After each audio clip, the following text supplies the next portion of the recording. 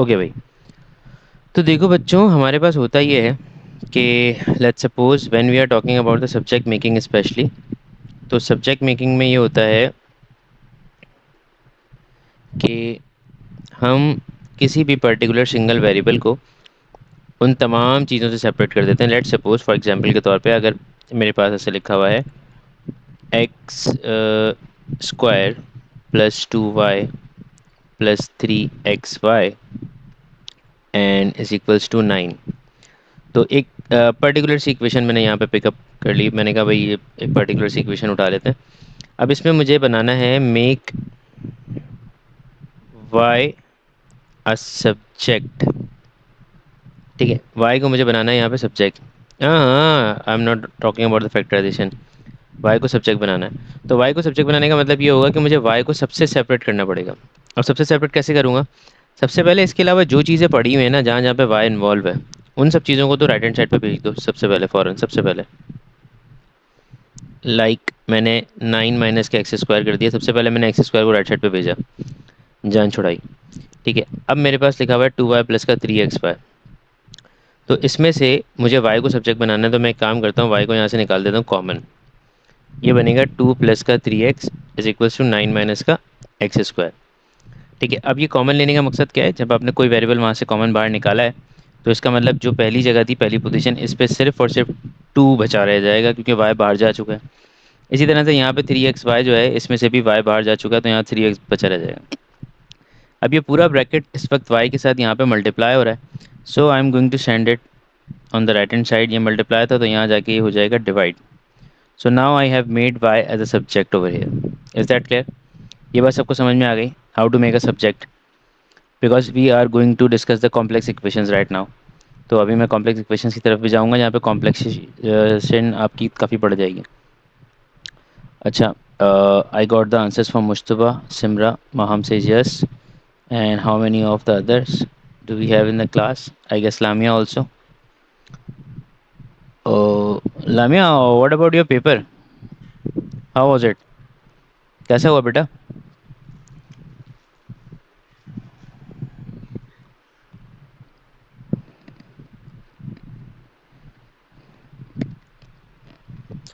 अच्छा नहीं हुआ, क्यों?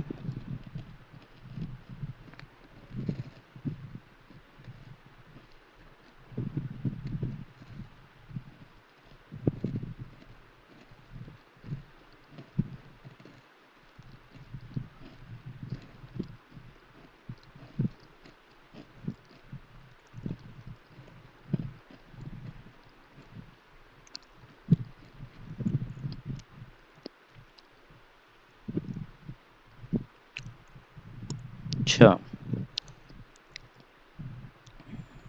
टाइम बहुत कम था और कन्फ्यूजन थी।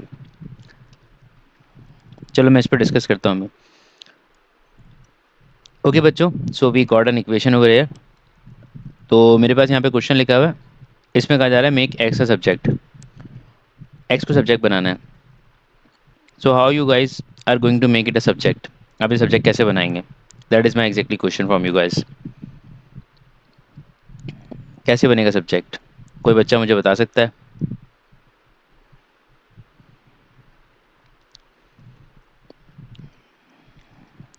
ज़्यादा वक्त नहीं है आपके पास, you got only 2 minutes.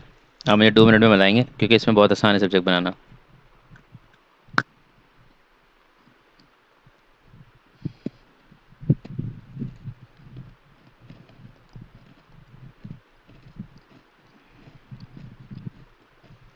Take all the X on the other side. How? Can you tell me the final answer?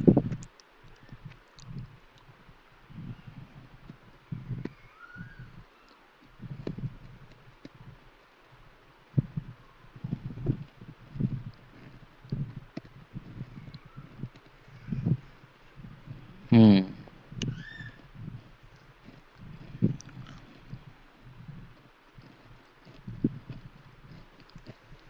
पहले वाई रद्द नहीं हो सकता। हम्म, मेरे पास आंसर्स तो आ गए हैं। दो बच्चों ने आंसर दिए हैं, सिमरन ने और लामिया ने। अच्छा, मैं बता देता हूँ, देखें। मैम तुम्हारी वाली बात में समझ में नहीं आई। The Y will go to other side by division as it is initially multiplying. Yes, बिल्कुल तुम सही कह रही हो, वैसा होगा, लेकिन वो किसी और तरीके से। फर्स्ट ऑफ ऑल, जिसके साथ वेरिएबल नहीं है ना, उसको पहले अलग कर देते हैं। इसके साथ एक्स नहीं है, इसको भेजो यहाँ पे। So it's gonna be like 5 - 3z। ठीक है, now you need to take x square as common from here. So it's gonna be y+z equal to 5 - 3z. Okay, then x square will be over here, 5 - 3z divided by y+z. Got it? एक term आ गई। अब मुझे x को subject बनाना है, ठीक है। अच्छा, मुझ तो अभी काम खत्म नहीं हुआ है, x को सब्जेक्ट बनाना है। इट मीन्स मुझे स्क्वायर खत्म करना होगा। So I have to take a square root over here. So it's gonna be x plus minus under root of 5 - 3z divided by y plus z. So it is all our x subject। ठीक है, सवाल को y plus minus, हाँ ये बहुत अच्छा सवाल किया सिमरन ने। y plus minus, why do we take the plus minus? Okay, let me tell you one thing.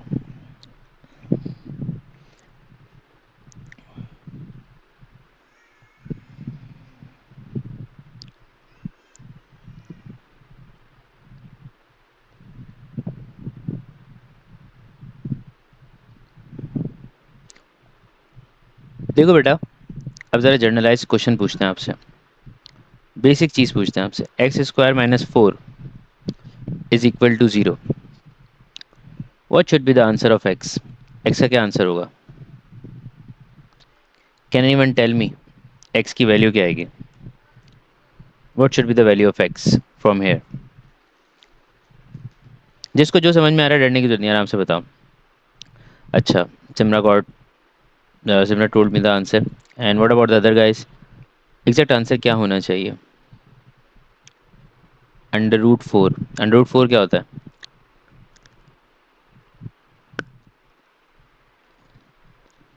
लामिया, x की वैल्यू चाहिए ना बेटा? यस, ठीक है। ऐसे ही लिख देते हैं, √4। तो वो लिख देते, डायरेक्ट +-2 लिख देते।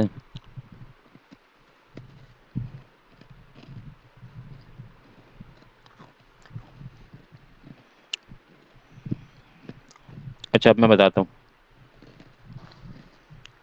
वैसे इसका आंसर जो आएगा ना, वो आएगा x² = 4। Then you take a square root, square से रूट चला जाएगा, एक्स की वैल्यू आएगी +-2। ठीक है, तमाम किताबों में यही जवाब मिलेगा। इसका रीज़न क्या है? रीज़न समझते हैं। रीज़न ये होता है बेटा कि जब भी कोई भी इक्वेशन बनती है, जस्ट लाइक दैट, बाद में होता है ना, समझा नहीं मैं? +-2 ही होगा आंसर, रूट लेने के बाद। मेरा सवाल ये है, मैं बता जो चाह रहा हूँ, बताना जो चाह रहा हूँ आपको, ये बताना चाह रहा हूँ, x² - 4 ये एक क्वाड्रेटिक इक्वेशन है। ठीक है, इट्स क्वाड्रेटिक इक्वेशन में क्या होगा?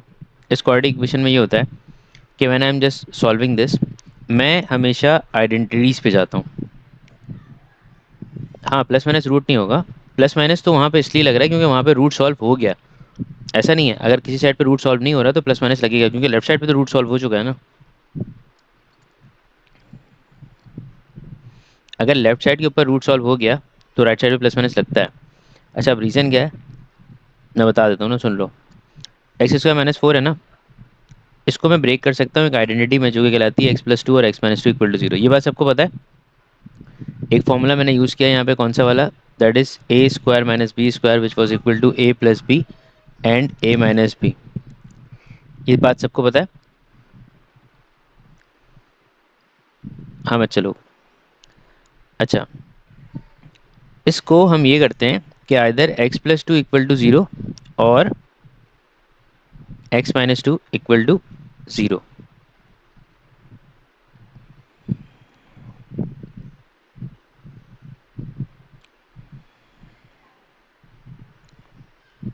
या 2 और -2, जस्ट अ सेकेंड।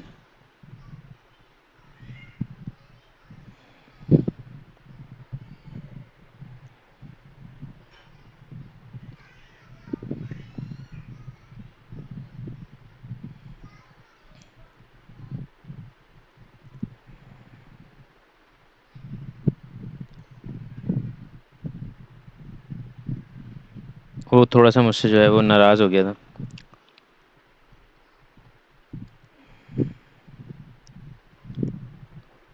अच्छा जी, देखिए स्क्रीन नज़र आ रही होगी आप लोगों को, ठीक है। हाँ भाई, x+2 और -2, तो हम इसको लिखते हैं यहाँ पे आइदर x+2 इक्वल टू 0 और x-2 इक्वल टू 0। एक दफ़ा प्लस में एक दफ़ा माइनस में। तो x की वैल्यू यहाँ से +2 जनरेट होती है और यहाँ से x की वैल्यू जो है सॉरी -2 जनरेट होती है और यहाँ से x की वैल्यू +2 जनरेट होती है। तो ये दोनों जो वैल्यूज़ होती है ना बेटा, ये बता रही होती हैं कि अगर तुम इसको रूट को डायरेक्टली सॉल्व करोगे तो तुम्हारा आंसर प्लस माइनस में आएगा, और वो हमेशा आएगा, हमेशा आना चाहिए। क्योंकि तारीख में कभी भी ऐसा नहीं होता जब आप इसका स्क्वायर रूट लेते हैं तो वो गायब हो जाए। स्क्वायर रूट लेने से आपके पास राइट हैंड साइड पे प्लस माइनस लाजमी एग्जिस्ट करेगा, ठीक है बेटा। अच्छा, ये अभी हम डिटेल पे जाएंगे जब हम थोड़े से क्वाड्रेटिक की तरफ बढ़ जाएंगे आगे, और तो और इसकी मज़ीद डिटेल हम देखेंगे कि हमें और क्या क्या चीज़ें करनी हैं। अच्छा तो जनाब, अब मैं यहाँ पे कुछ आपके सामने इनपुट देने वाला हूँ, कुछ क्वेश्चंस का, जो कि आ गए यूं करके।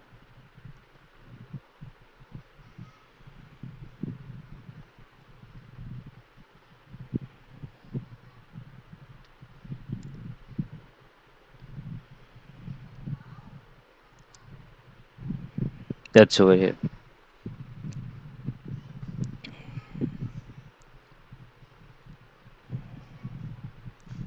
ठीक है भाई, अब इन क्वेश्चंस को देखें ज़रा। सबसे पहला सवाल जो सामने आपको इस वक्त नज़र आ रहा है वो ये है कि यहाँ पर in each of the formula in the question 1 to 10 make the letters written in bold the subject of the formula. अच्छा, अब किसी को अगर समझ में नहीं आ रहा तो मैं बता देता हूँ। यहाँ पर कैपिटल M जो है वो बोल्ड हुआ हुआ है, तो it means it's a subject. यहाँ पे स्मॉल d जो है वो बोल्ड हुआ हुआ है। यहाँ पे जो है आपके पास, यहाँ पर भी आपके पास d बोल्ड हुआ हुआ है। यहाँ पे आपके पास n बोल्ड हुआ हुआ है। यहाँ पे आपके पास स्मॉल a बोल्ड हुआ हुआ है। यहाँ पे आपके पास स्मॉल h बोल्ड हुआ हुआ है। और यहाँ पे आपके पास स्मॉल d बोल्ड हुआ हुआ है। यहाँ पे आपके पास स्मॉल t बोल्ड हुआ हुआ है। यहाँ पे आपके पास कैपिटल A बोल्ड हुआ हुआ है। यहाँ पे आपके पास कैपिटल C बोल्ड हुआ हुआ है। और यहाँ पर तो उसने सवाल में खुद ही लिख दिया क्वेश्चन नंबर 11 के अंदर, शो दैट, यानी कि A को सब्जेक्ट बनाना है। अच्छा, अब अगर हम पहले सवाल से स्टार्ट करें, so when we are starting with the question number 1, तो उसमें लिखा हुआ है F is equal to G small m capital M divided by D square. तो अकॉर्डिंग टू सिचुएशन मुझे कैपिटल M को सब्जेक्ट बनाना है। तो उसको सब्जेक्ट बनाने के लिए मैं क्या करूँगा, F multiply by D square divided by small G and M that is equal to capital M। ये कैपिटल M मेरा सब्जेक्ट बन गया। Is that clear to everyone? ये सबको क्लियर है? किसी को कोई मसला, कोई सवाल? हाँ, स्मॉल में और कैपिटल में डिफरेंस है मुश्तबा। स्मॉल लेटर और कैपिटल लेटर्स में डिफरेंस होगा, ठीक है। सेकंड क्वेश्चन में आपके पास लिखा हुआ है सेम वही सिचुएशन है, F is equals to G small M capital M divide by D square. यहाँ पे आपको डी को सब्जेक्ट बनाना है। अब डी को सब्जेक्ट बनाने के लिए सबसे पहले तो डी को यहाँ लेके जाइए। It's gonna be D square G M और कैपिटल एम हो जाएगा, और इसके साथ एफ मल्टीप्लाई हो रहा है। अब एफ यहाँ मल्टीप्लाई हो रहा है तो वहाँ जाके क्या हो जाएगा, डिवाइड हो जाएगा।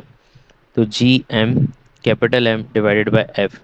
मुझे एग्जैक्टली जो सब्जेक्ट चाहिए वो कौन सा है, वो डी है। तो इसका मतलब ये हुआ कि मुझे यहाँ पर टेकिंग स्क्वायर रूट करना पड़ेगा दोनों साइड्स पे।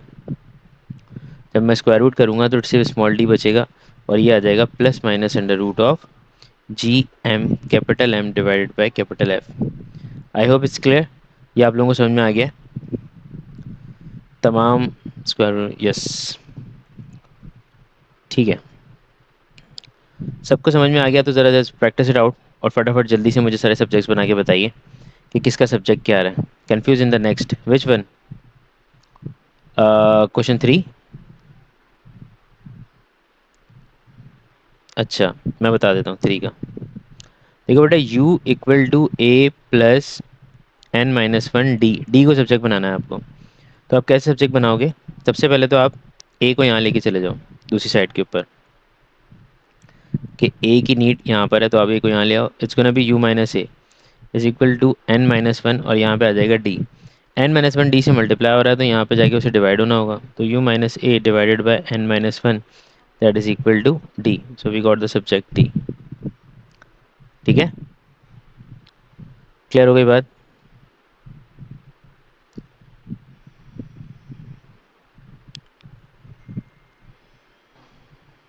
जी क्लियर है बेटा आपको?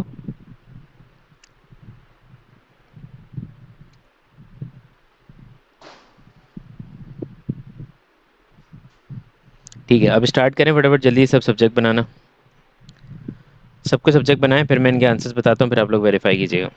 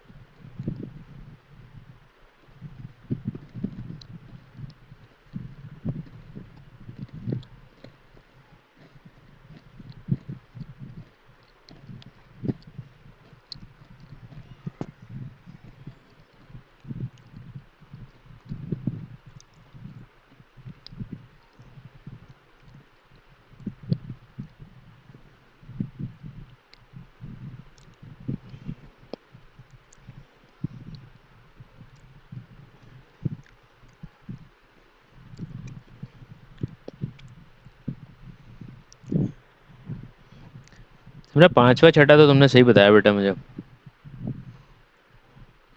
चौथे में मुझे डाउट हो रहा।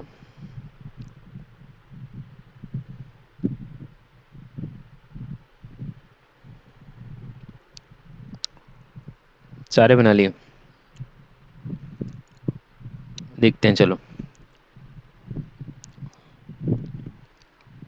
भाई क्वेश्चन नंबर 4 जो है ना, मेरे हिसाब से वो होना चाहिए u equal to A plus N minus one D. मुझे n को सब्जेक्ट बनाना है, तो पहले तो u माइनस ए हो जाएगा is equals to N minus one D. फिर d यहाँ मल्टीप्लाई हो रहा है, उसको यहाँ भेज देता हूँ, ये डिवाइड हो जाएगा, u minus A divided by D is equals to N minus one. अब ये माइनस वन इस तरफ आएगा, तो it's gonna be plus one, ये हो जाएगा प्लस वन। तो ये आ गया मेरे पास, ये सिचुएशन आ रही है। और जो ये वाला है पार्ट 5, ये तो बहुत आसान है, ये सी एच हो जाएगा, ये वाला ए अपॉन सी हो जाएगा, ये वाला एस टी हो जाएगा, और ये वाला डी अपॉन एस हो जाएगा। और इसमें ए को सब्जेक्ट बनाना है, तो ये हो जाएगा मेरे पास एफ अपॉन पी। अच्छा, ये मुझे बताएं, जितने बच्चे भी मौजूद हैं क्लास में,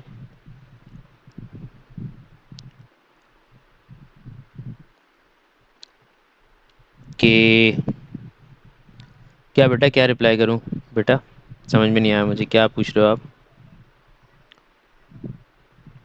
आपने मुझे बोला, उसके बाद आपने पूछा S T D upon F upon P, और यस, तो numerator whole fraction one is added to the whole fraction, और न्यूमरेटर होल फ्रैक्शन बेटे होल फ्रैक्शन से ऐड होगा, one will be added to the whole fraction. ठीक है। अच्छा, question 10 देख लेते हैं। 10 में क्या है? 10 वाला जो है वो लिखा हुआ है capital F equal to 9/5 C plus 32। इसमें आपको सी को सब्जेक्ट बनाना था, तो एफ माइनस 32 पहले इधर आ जाएगा, 9/5 सी यहीं रह जाएगा, और जब 9/5 यहाँ जाएगा तो इसका मतलब ये एफ माइनस 32 जो है वो मल्टीप्लाई होके 5/9 बन जाएगा। 5/9 multiply by is equal to C. ठीक है भाई। अच्छा, और क्वेश्चन नंबर 11 के लिए जब हम जाएंगे तो same goes for the 11। Question number 11 में आपके पास ये होगा कि s equal to U T plus का हाफ ए टी स्क्वायर दिया हुआ है। तो आप जब इसको सॉल्व करेंगे तो इट्स गोना बी कि आपको ए सब्जेक्ट बनाना है। ठीक है, तो इसमें आप ये करेंगे कि सबसे पहले आप जो है यू टी को वहाँ लेके जाएंगे, तो ये एस माइनस यू टी हो जाएगा is equals to half of A T square. अब टू यहाँ आके मल्टीप्लाई होगा पूरे ब्रैकेट से, तो it's gonna be 2 × s - ut is equals to AT²। और उसके बाद अगला स्टेप जो हमारा होगा उसके अंदर आप ए को सब्जेक्ट बनाने के लिए टी को यहाँ ले आएंगे, तो 2 × s - ut divided by T² is equal to A हो जाएगा। So you got the value of A. ठीक है, ये आपके पास टर्म आ गई। अब यही तरीक़ेकार है इसको सब्जेक्ट बनाने का। अच्छा, अब इवैल्यूएशन देख लेते हैं कि इवैल्यूएशन में क्या करना होता है हमें। देखो, इवैल्यूएशन में होता ये है कि आपको सिर्फ और सिर्फ उसकी वैल्यू को प्लेस करना होता है। ठीक है, जो भी पर्टिकुलर आपको चीज़ दी हुई है उसकी वैल्यू को आप प्लेस करते हो। अब वो प्लेस करने का प्रोसीजर क्या होता है मैं आपको दिखा देता हूँ यहाँ पे। इट्स नॉट अ हैप्पैज़ार्ड, कोई परेशान होने वाली चीज़ नहीं होती। Evaluation is a quite simple thing.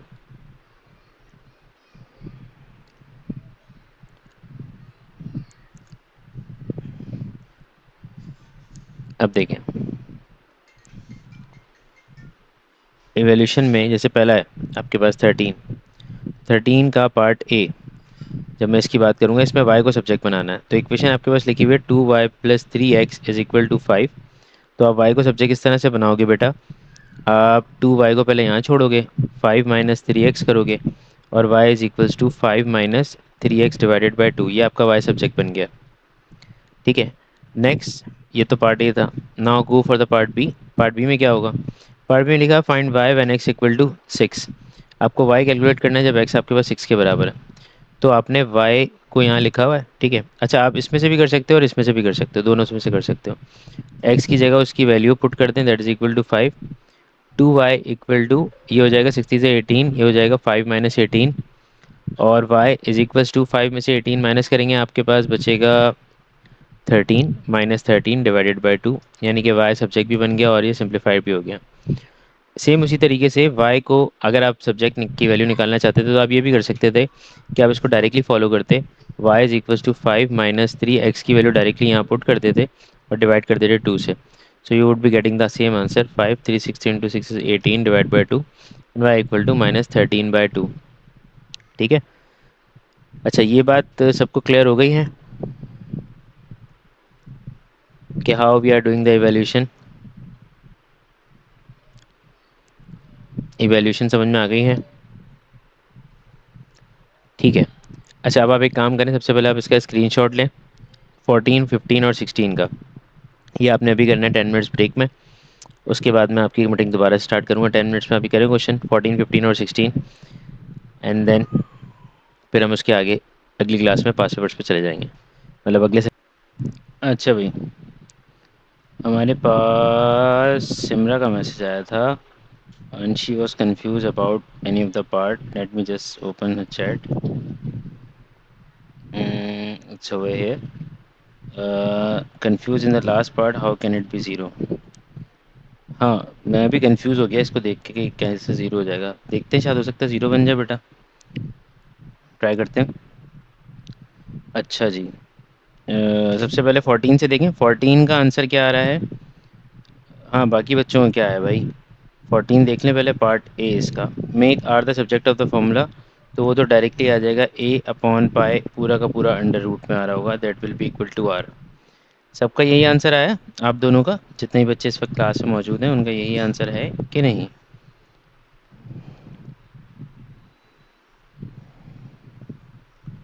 ठीक हो गया, सही है। और उसके बाद दूसरा वाला जो है उसका पार्ट बी में वो ये कह रहे हैं, using your calculator find the value of R when A equal to 20 and giving your answer to 3 significant figure. यानी कि इसका मतलब ये हुआ कि आपको ए आर की वैल्यू कैलकुलेट करनी है, तो आपने सिर्फ और सिर्फ इसको कैलकुलेटर में पुट करना होगा and you will be getting your answer. A was 20 and pi और सम वैल्यू 3.142, 2.52 आया है। सही है, 3 सिग्निफिकेंट फिगर पे यही आंसर हो सकता है, 2.52। Is that clear. सिमरा बेटा, तुम्हारा यही आंसर आया था। हाँ, यही आंसर आया था तुम्हारा, प्लस माइनस, ठीक है। अच्छा, उसके बाद 15 में मेरे पास पूछा find I when B equal to 5 and C equal to 3। तो बी 5 है और सी 3 है, तो 3 5/3 हो जाएगा, तो 5/3 was I guess it will be only 5.3। तो ये 1.6666 बहुत सारे आ रहे होंगे, तो 67 कर देते हैं उसको लामिया। ठीक है। अच्छा, उसके बाद rearrange the formula and without using your calculator find C when I equal to 1.5 and B equal to 20। I जो है वो 1.5 होगा और बी जो है वो 20 हो जाएगा। ठीक है। तो आई की जगह पे मैंने 1.5 रख दिया और बी की जगह पे मैंने यहाँ पे प्लेस कर दिया 20 डिवाइडेड बाय सी। तो सी की वैल्यू निकालने के लिए मुझे ये करना पड़ेगा कि C is equals to 20 divide by 1.5। तो इससे हमारा आंसर क्या आया है, ज़रा कोई मुझे बताएगा।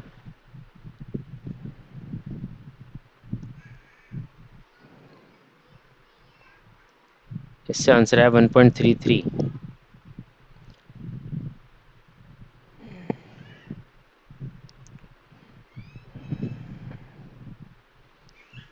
1.33।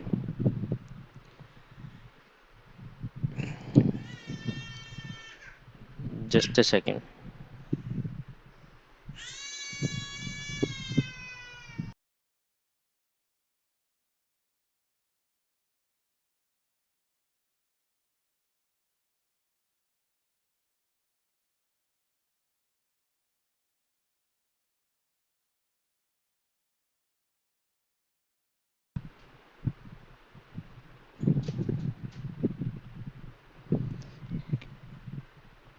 ओके, सो 13.33 इसका आंसर। यार मुझे एक सेकंड इस पर डाउट हो रहा है। 200 डिवाइड बाय, दोबारा से चेक करो कैलकुलेटर के अंदर क्या आंसर आ रहा है। 20 divide by 1.5। Just check it and let me no.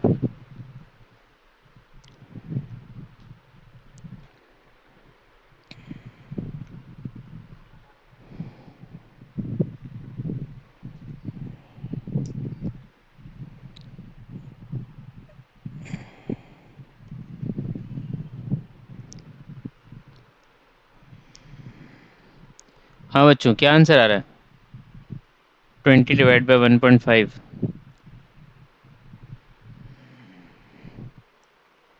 या तो सिमरन ने गलत किया फिर। अच्छा, 13 सिमरन ने लिखा हुआ था 1.33। मैं इसके आंसर शीट को चेक कर रहा था। अच्छा, और 16 में देखें ज़रा। 16 में सिमरन ने पूछा था मुझसे, सर ऐसा कैसे हुआ। पहले एच को देख लें हम, उसके बाद एच ही कैलकुलेट करना है 16 वाला क्वेश्चन जो है। तो ये हो जाएगा 2a is equal to A plus B into H. A plus B into H हो जाएगा। एच निकालने के लिए अगर मुझे एच को सब्जेक्ट बनाना है तो H should be equal to 2a divided by A plus B. अब मुझे क्या करना है, मुझे एग्जैक्टली यहाँ पर वैल्यूज़ को पुट करना है। तो ये हो जाएगा 15। ठीक है। और ए जो है वो हो जाएगा 12 और बी जो है वो हो जाएगा 9। तो एच आएगा 2 इंटू 15 इज़ 30। ये 30 हो जाएगा और 10 11 एच को ना भी 21 हो जाएगा। सो हाँ, क्या एक्सप्लेन करूँ बेटा? इसमें एक्सप्लेन क्या करूँ ये तो बताओ। अच्छा, री एक्सप्लेन करूँ। पहले मैंने ये किया कि मैंने पार्ट ए सॉल्व किया। पार्ट ए मेरा यहीं पे ख़त्म हो गया कि एच सब्जेक्ट बन गया। फिर मुझे एच की वैल्यू निकालनी थी, तो मैंने ए की जगह 15 रख दिया। ए की जगह कैपिटल ए की जगह 15, स्मॉल ए की जगह 12 और बी की जगह 9 रख दिया। 2 15 से 30 हो गया और 12 और 9 21 हो गए। सिंप्लीफाई कर लेंगे। अब इसको कैंसिल कर लेता हूँ मैं। 3 10 से 30 होगा और 3 7 से 21 होगा। तो मेरे हिसाब से एच की जो वैल्यू आ रही है दैट इज़ 10/7।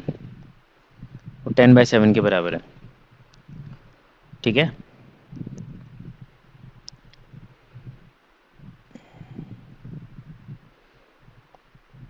अच्छा, अब हम एक काम करते हैं। अब हम इसके अंदर डायरेक्टली पास पेपर के क्वेश्चंस डालते हैं जो हम सॉल्व करते हैं फिर।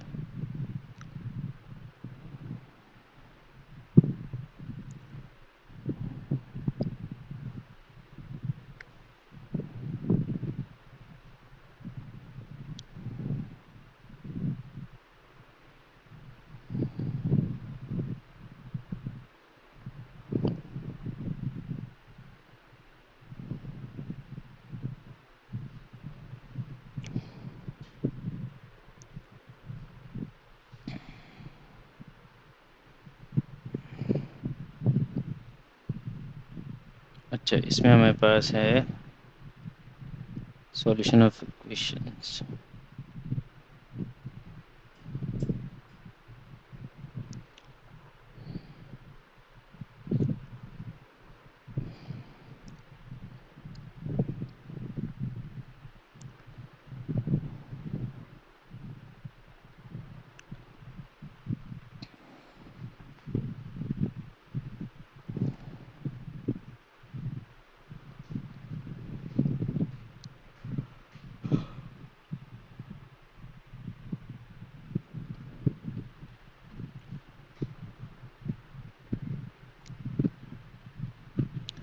अच्छा तो जनाब, अब देखें ये सवाल। देखो बेटा, सॉल्व द इक्वेशन का मतलब यही है, और सॉल्व का मतलब यही है कि you need to make a subject of any of the variable. So अब लेट सपोज तुम्हारे पास ये क्वेश्चन दिया हुआ है सामने, इसमें तुमसे कहा जा रहा है कि you have to solve that equation. तो सॉल्व दैट इक्वेशन का मतलब ये है कि कोई भी वेरिएबल यहाँ पे एक होगा जिसकी वैल्यू तुम्हें कैलकुलेट करनी है, and I can see that value, the variable that is x. तो इट मीन्स तुम्हें एक्स को सब्जेक्ट बनाना है पूरी सॉल्यूशन के अंदर। तो एक्स को सब्जेक्ट बनाने के लिए क्या करोगे तुम, सबसे पहले टू को अंदर भेजोगे, it's gonna be 2 × 3 that is 6, minus minus हो जाएगा प्लस, 2 × 1 = 2 हो जाएगा, इट्स गोना बी 2x + 1। ठीक है, 2x + 1 हो जाएगा। अब तुम उसको सिंप्लीफाई करोगे मजीद, तो 5 + 2 हो जाएगा 7, minus 6x is equals to 2x + 1। So I am just only making a subject of x। So 7 - 1 हो जाएगा, it's gonna B 2x + 6x। सात में से एक जाएगा, बचेगा 6, 6 और 2 हो जाएगा 8x। और finally 6 is equals to 8x हो जाएगा, जिसमें x की वैल्यू आएगी 6/8। So it means 2 × 3 and 2 × 4. So it means x will be equal to 3/4. Same goes for the part two. Part two के लिए भी सेम यही काम होने वाला है। आप इसको सिंप्लीफाई करेंगे बिल्कुल उसी तरह से, क्रॉस मल्टीप्लाई करेंगे और टी को सब्जेक्ट बनाएंगे, क्योंकि यहाँ पे वेरिएबल टी है। तो आप करेंगे इसको 4 × 2 और इसको करेंगे 3 × 5t। 4 × 2 हो जाएगा आपके पास 8 और 3 × 5 हो जाएगा 15, 15t। और टी की वैल्यू जब आप निकालेंगे यहाँ से, तो it's gonna be 8/15। So I hope it is clear to you guys. आप लोगों को समझ में आ रहा होगा किस तरह से कर रहा हूँ मैं ये, क्योंकि सॉल्व भी वही मतलब है। सॉल्व का मतलब ये है कि you are making a subject.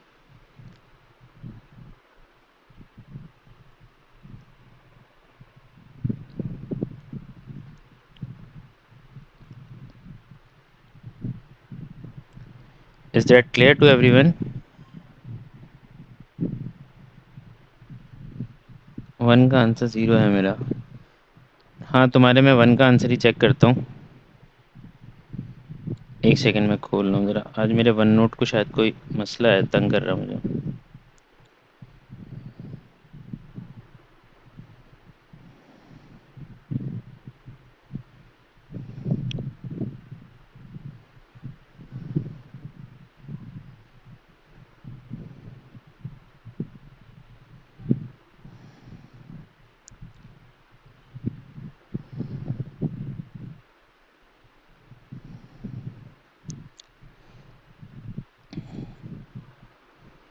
Number of the number, know the question was question number two. Question number two में क्या आंसर आ रहा है?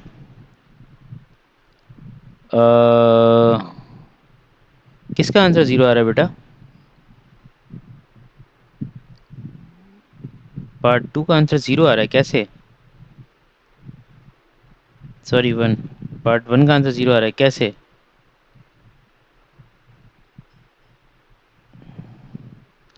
आपने टू को अंदर मल्टीप्लाई किया, 2 × 3 6 हो जाएगा, 2 × 1 = 2 हो जाएगा। उसके बाद फिर आप उसको मज़ीद सिंप्लीफाई करोगे, तो मज़ीद सिंप्लीफाई करने के लिए आपको ये करना पड़ेगा कि तमाम एक्स एक तरफ चले जाएं और तमाम नंबर्स एक तरफ आ जाएं। तो हाउ इज़ दिस पॉसिबल? अच्छा, आप भेजो मुझे, मैं चेक कर लेता हूँ। अच्छा, ये वाला क्वेश्चन देखो बेटा। क्वेश्चन 5 - 2 × 3x - 1 और 2x + 1। देखो बेटा, 5 ऐसे ही रहेगा। -2 जब इसके पास जाएगा तो ये होना चाहिए -6x, और -2 जब इसके पास जाएगा तो माइनस माइनस हो जाएगा प्लस का 2। ठीक है, इज इक्वल टू 2x + 1। पहले इसको सिंप्लीफाई कर लेते हैं। 5 और 2 आपस में ऐड हो सकता है, तो ये हो जाएगा 7 - 6x is equal to 2x + 1। अब आप 1 को यहाँ लेकर आइए और 6x को वहाँ लेकर जाइए, तो ये हो जाएगा 7 - 1 is equal to 2x + 6x। 7 - 1 हो जाएगा 6, ये हो जाएगा 2 + 6 8x, और x की वैल्यू हो जाएगी 6/8। ये हो जाएगा 2 3 × 6, ये हो जाएगा 2 4 × 8, x की वैल्यू आ गई 3/4। Simra, is that clear now?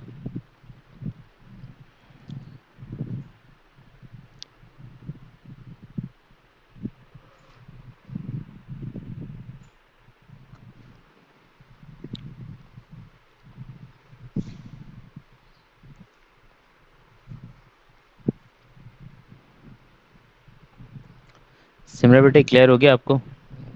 ठीक है। अच्छा, अब ये वाला सवाल, इसका आंसर क्या होगा 3 के पार्ट ए का? ये इधर जाएगा तो ये हो जाएगा 3 = 2 × x - 1। फिर ये होना चाहिए 2x - 2।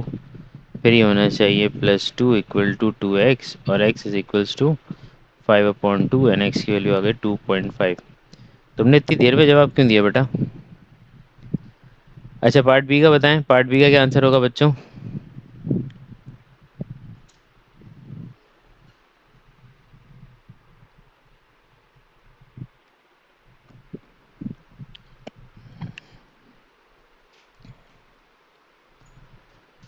पार्ट बी का आंसर बताइए।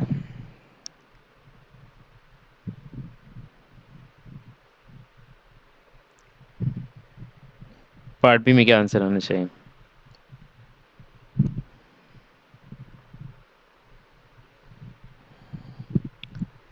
p+r/2। अच्छा, देखते हैं। सबसे पहले हमें t को सब्जेक्ट बनाना है, तो ये तो p+r हो जाएगा, वाक्य में सही है 2t। और t इज इक्वल हो जाएगा p+r/2 के। सही है, दैट्स करेक्ट। तो ये दो वैल्यूज तो हमने सही सॉल्व किया। ठीक है बेटा, सही है। अब ये हमने अभी सिर्फ एक ही चीज़ सीखी है, इसमें इवैल्यूएशन करना और सब्जेक्ट बनाना। ठीक है। अब मैं ये वाली वर्कशीट आपके ग्रुप में पोस्ट कर दूंगा, सेम एग्जैक्ट। और उसके अंदर से फिर आपको वो वाले क्वेश्चंस करने होंगे जिन क्वेश्चंस पे मैंने सर्किल किया हुआ होगा। ठीक है। तो वो वाले क्वेश्चंस आप करेंगे, उसके बाद फिर अगली क्लास में हम साइमल्टेनियस इक्वेशंस की तरफ जाएंगे, और इसमें मैं इवैल्यूएशन और सब्जेक्ट मेकिंग वाले क्वेश्चंस को सर्किल कर दूंगा। ठीक हो गई बात? सबको क्लियर है ये? आज के टॉपिक में कोई मसला तो नहीं था? वैसे तो ऑलमोस्ट आसान ही था, आप लोगों को पहले से बहुत सारी चीज़ें आती थी।